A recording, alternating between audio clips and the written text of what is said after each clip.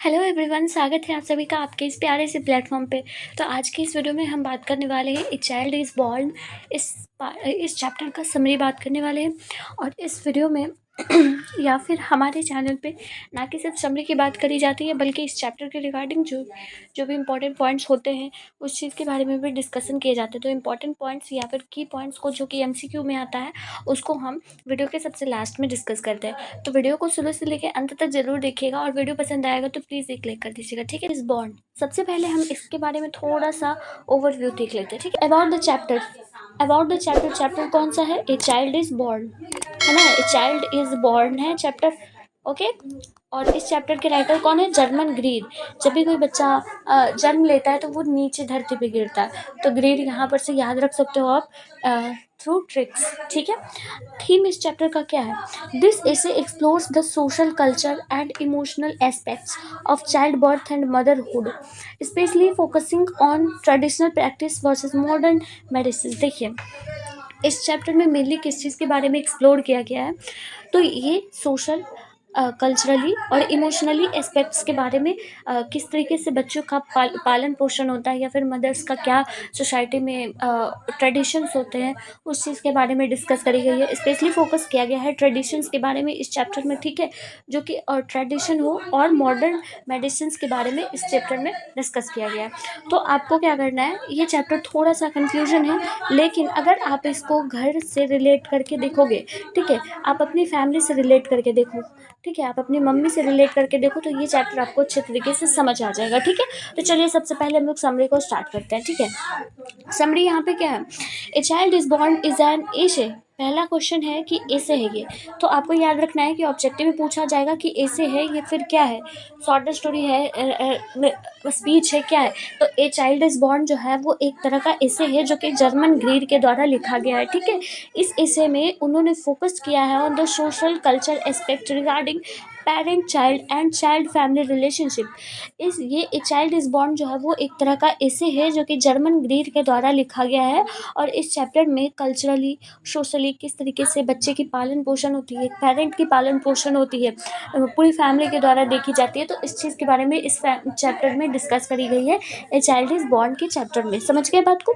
आगे देखते हैं। जो भी हिंदी मीडियम के स्टूडेंट होंगे वो हिंदी मीडियम में यहाँ पर लिखा हुआ ज़रूर देखें अपना, ठीक है, और इंग्लिश मीडियम का यहाँ पर लिखा हुआ है, ठीक है, तो अच्छे तरीके से आप समझ पाओगे। She says that the celebration at the time of child birth is mainly seen in a traditional society, and the birth is often attended there.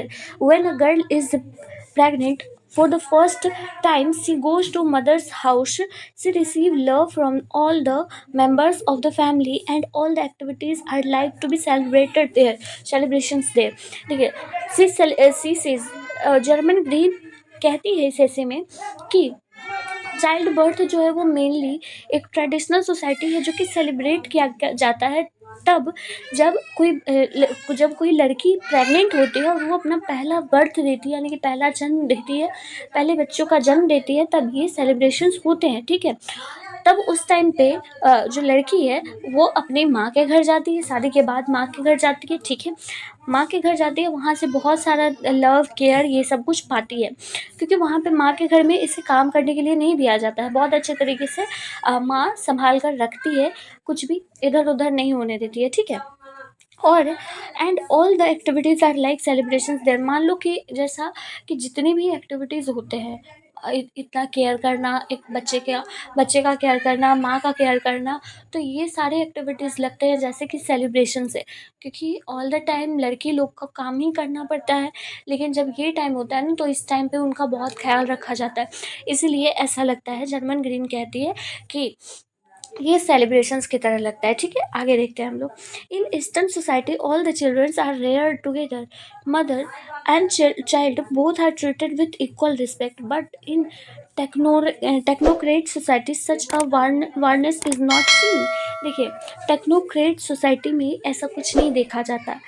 लेकिन जो ईस्टर्न सोसाइटी है, यहाँ पर हम कह सकते हैं टेक्नोक्रेट, मतलब कि मे बी ये वेस्टर्न सोसाइटी का बात किया जा रहा है, ठीक है, जिससे कि जस्ट लाइक इंग्लैंड टाइप का जो भी हो गया वो वहाँ का। तो जो भी ईस्टर्न सोसाइटी है, मतलब कि हमारे भारत में जो ईस्टर्न सोसाइटी है, चिल्ड्रन का जो है वो बहुत अच्छे तरीके से देखभाल किया जाता है। मदर और चिल्ड्रन दोनों को एक जैसा ट्रीट किया जाता है, ये नहीं कि बच्चे की ज़्यादा ट्रीटमेंट होती है, मदर्स की कम ट्रीटमेंट होती है, ऐसा नहीं होता, बराबर ट्रीटमेंट होती है। पर टेक्नोक्रेट सोसाइटीज़ में बारनेस ऐसा शायद ही देखा जाता है, यानी कि गर्माहट नहीं देखी जाती। तो ऐसी गर्माहट नहीं देखी जाती यहाँ पर। आप सबको समझने की ज़रूरत है कि सिर्फ और सिर्फ मदर और चाइल्ड के बारे में बात करी जाती है इस चैप्टर में।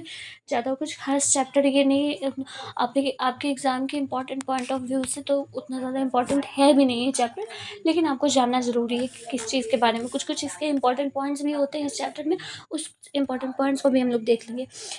Finally it's an awesome presentation of Germaine Greer where he has beautifully expressed the cultural peculiarities of the east and the west. East और वेस्ट के बारे में बात करी गई है इस चैप्टर में, जहाँ पे मतलब कि हम ये कह सकते हैं कि फाइनली कंक्लूजन निकला है इस चैप्टर का कि जर्मन ग्रीन ने बहुत अच्छे तरीके से इस चैप्टर को लिखा है, इस हिस्से को लिखा है, और हमें बताया है कि किस तरीके से कल्चरली जो सांस्कृतिक रूप से खूबसूरती की वक्ता की गई है इस चैप्टर में। मदर और चाइल्ड की किस तरीके से देखभाल होती है on the time of the pregnancy, और तो उस चीज़ के बारे में इस चैप्टर में जर्मन ग्रीन ने बहुत अच्छे तरीके से लिखा है, ठीक है। होप सो कि आपको ये समरी अच्छे तरीके से समझ आ गया होगा, कहीं कोई डाउट नहीं होगा। अब ये वीडियो का लास्ट पार्ट है ए चाइल्ड इज बॉर्न का की पॉइंट्स, जो कि आप सभी को जानना ज़रूरी है। इसलिए जानना ज़रूरी है ना, क्योंकि आपकी परीक्षा में ये इंपॉर्टेंट है एमसीक्यू के लिए।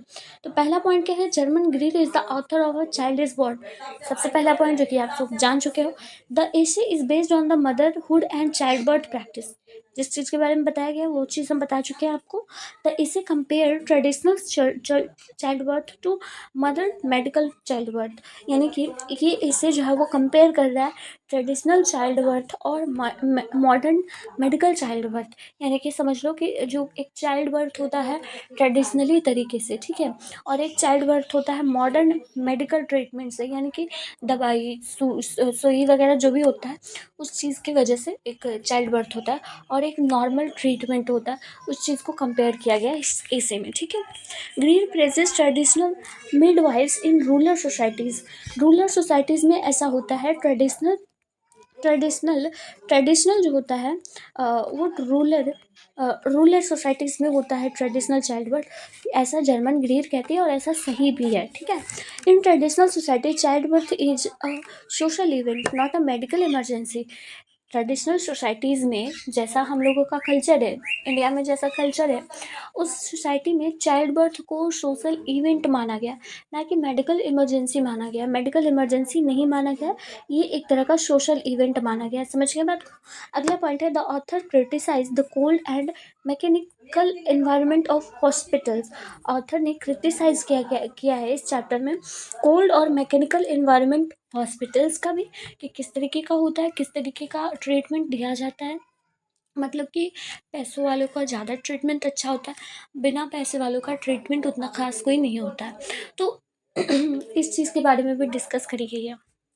अगला है, Greer emphasise emotional support and bonding during child birth. जब चाइल्ड बर्थ दी जाती है, हो जाती है, तो उस टाइम पे एक मदर जो है वो उसको इमोशनल सपोर्ट और बॉन्डिंग मिलना बहुत ज़रूरी होता है ट्रेडिशनल सोसाइटीज़ में, क्योंकि वो उस टाइम पे बहुत सेंसिटिव होती है एंड वो हर चीज़ों को एकदम ईगो पे ले लेती है, एंड उसकी इसलिए केयर बहुत ज़्यादा अच्छे तरीके से की जाती है, ठीक है।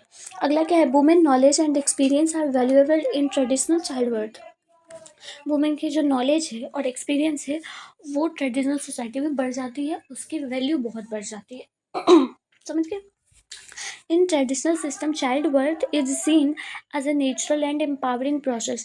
ट्रेडिशनल सिस्टम में चाइल्ड बर्थ जो होता है वो एक नेचुरल प्रोसेस होता है। और जो भी ईस्टर्न सोसाइटी की वेस्टर्न सोसाइटी की बात कर ली जाए तो वहाँ पे जो होता है वो मेडिकल टाइप का भी आप वहाँ पे कह सकते हो। ठीक है, अगला क्या है, the essay challenges the dominance of doctor and hospitals in child birth. तो आप लोगों को ये समझना जरूरी है कि ये चैलेंज जो है वो डोमिनेंस करती है डॉक्टर और hospital in the child birth. मतलब कि एक तरह का चैलेंज हो जाता है मेडिकल ट्रीटमेंट में कि किस तरीके के डॉक्टर होंगे, आपके व्यवहार कैसे होंगे, वो सही तरीके से ट्रीटमेंट कर पाएंगे या नहीं कर पाएंगे हॉस्पिटल में चाइल्ड बर्थ के दौरान। तो आपको ये सारे पॉइंट्स याद रखने हैं, इस चैप्टर के रिगार्डिंग थे जो कि इम्पॉर्टेंट पॉइंट्स माने जाते हैं। आपको ये चैप्टर समझने में भी आसानी होगा। और इस चैप्टर के रिगार्डिंग और भी कुछ इंपॉर्टेंट पॉइंट्स याद रख सकते हैं कि जैसे कि जर्मन ग्रीड कहाँ की थी, और फिर आपको जर्मन ग्रीड का डेट ऑफ बर्थ, और फिर डेट ऑफ डेथ, ये सब कुछ याद रखना इम्पॉर्टेंट है क्योंकि ये सारी चीज़ें आप सभी से परीक्षा में पूछा जाता है एमसीक्यू क्वेश्चन में। आप सभी को इंग्लिश में फोकस क्या करना है, कहाँ पे फोकस करना है, थोड़ा सा मैं बता देती हूँ। इंग्लिश में आपको कुछ नहीं फोकस करना है, ज़्यादातर आपको समरी के पार्ट पर फोकस करना है। समरी आपको अच्छा से कर लेना है। ठीक है, समरी के साथ साथ एमसीक्यू अच्छे से कर लेना है आपको।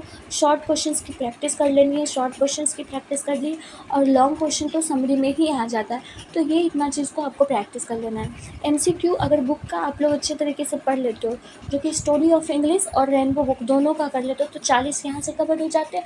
और ग्रामर का भी जो पोर्शन होता है ना, ग्रामर का पोर्शन जो होता है उस वहाँ से आप सभी के 10 क्वेश्चन ऐसे ईजी मिल जाते हैं जो कि आपके सॉल्व हो सकते हैं। तो मेरा तो यही सजेशन है कि ग्रामर को आप लास्ट में भी कर सकते हो। कुछ नहीं, आपको छोटे मोटे देख लेना है, noun pronoun verb adverb preposition या फिर टेंस, ये सब कुछ थोड़े मोटे देख लेना है। पैसिव वॉइस एक्टिव वॉइस ये सब देख लेना। ऐसे तो ग्रामर में आप सभी का ऑड वन आउट आ जाता है, जैसे कि अब 4 दिया हुआ है चीज़ें, बुक दिया हुआ है, फिर मतलब 4 बुक के नाम, 3 बुक के नाम दिए, 1 पेन दे दिए, तो ऑड वन आउट में कौन सा आउट करना है आपको, तो पेन को ऑड वन आउट करना है। तो इस तरीके से ऑड वन आउट होता है। फिर अपोजिट मीनिंग आता है, सेम मीनिंग वाला साइनो एंटो आता है जो, तो इस तरीके का आप सभी का पूछा जाता है ग्रामेटिकल। तो आपका यहाँ से ये इतना पार्ट कवर हो जाता है। ठीक है, और छोटे मोटे जो चीज़ें होती हैं, ऐसे हो गया, लेडर हो गया, प्रिसाइज हो गया, तो ये सारी चीज़ें तो लास्ट के टाइम पे भी कवर हो जाती है बच्चों से। तो ये इतना सारा आपको कर लेना है, आपको कुछ नहीं इससे ज़्यादा करना है। ठीक है, बात समझ गए? होप सो कि आपको ये वीडियो बहुत पसंद आया होगा। पसंद आया होगा तो प्लीज़ चैनल को सब्सक्राइब कर लीजिएगा और भी नए चैनल वीडियोस के लिए। ठीक है, और प्लीज़ प्लीज़ प्लीज़ जब भी आप लोग वीडियोस देखते हो तो प्लीज़ कमेंट और लाइक ज़रूर कीजिएगा, ताकि हमको उससे मोटिवेशन मिले और हम और भी अच्छे कंटेंट आप सभी के लिए बेहतर कंटेंट सोचें। ठीक है, तो मिलती हूँ अगली वीडियो में। Till then take care of yourself, bye bye.